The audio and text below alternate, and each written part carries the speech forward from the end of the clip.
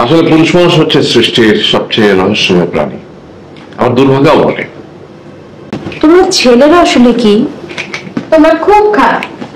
খারাপ মানে খারাপ, আমি রাস্তায় গেলে ডিস্টার্ব করে। তুই চুপ, একদম চুপ।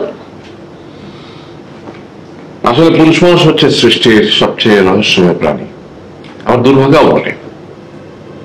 বুঝতে পারলাম না। শুনবি? গাধাকে সৃষ্টি করার পর তাকে বলা হলো সকাল থেকে সন্ধ্যা পর্যন্ত তাকে ক্লান্তিহীন পরিশ্রম করতে হবে।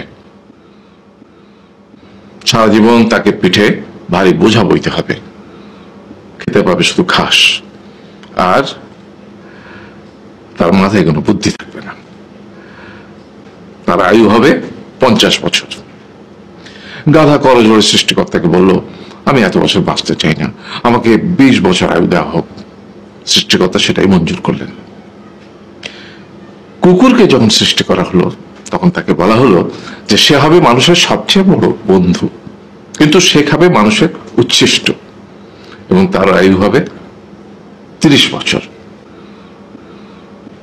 কুকুর সৃষ্টিকর্তাকে বললো, আমি এত বছর বাঁচতে চাই না, আমাকে 15 বছর আয়ু দেওয়া হোক।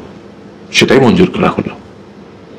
এরপর বানরকে বলা হলো, তুমি শুধু গাছের এ ডাল থেকে ও ডালে ঝুল খাবে এবং নানান রকম ফন্দি ফিকিরি করে মানুষকে আনন্দ দিবে, তোমার আয়ু হবে 20 বছর।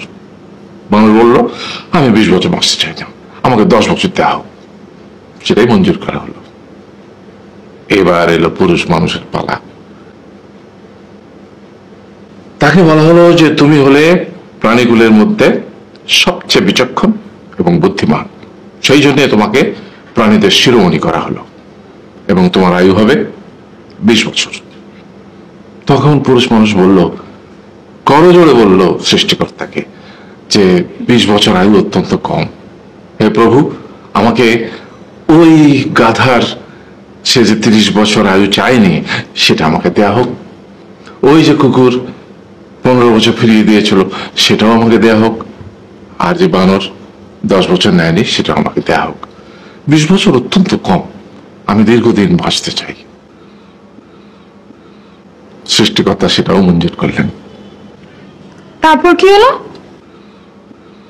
সেই থেকে ছেলেরা পুরুষ মানুষ হিসেবে বাঁচে 20 বছর, তারপরে 30 বছর সংসারের বোঝা পিঠে করে বয়ে বেড়ায়, সেটা কার মতো? গাধার মতো। তারপরে 15 বছর সে তার ছেলে মেয়েরা যা দেয় সেই রকম ঠিক কুকুরের মতো উচ্ছিষ্ট খেয়ে বাঁচে।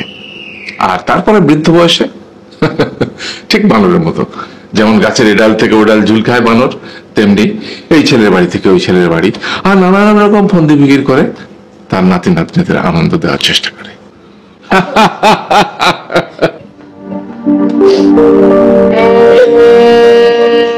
আরে এই থাম, কাঁদছিস কেন? তোমাদের কত দুঃখ বাবা, এত কষ্ট। আরে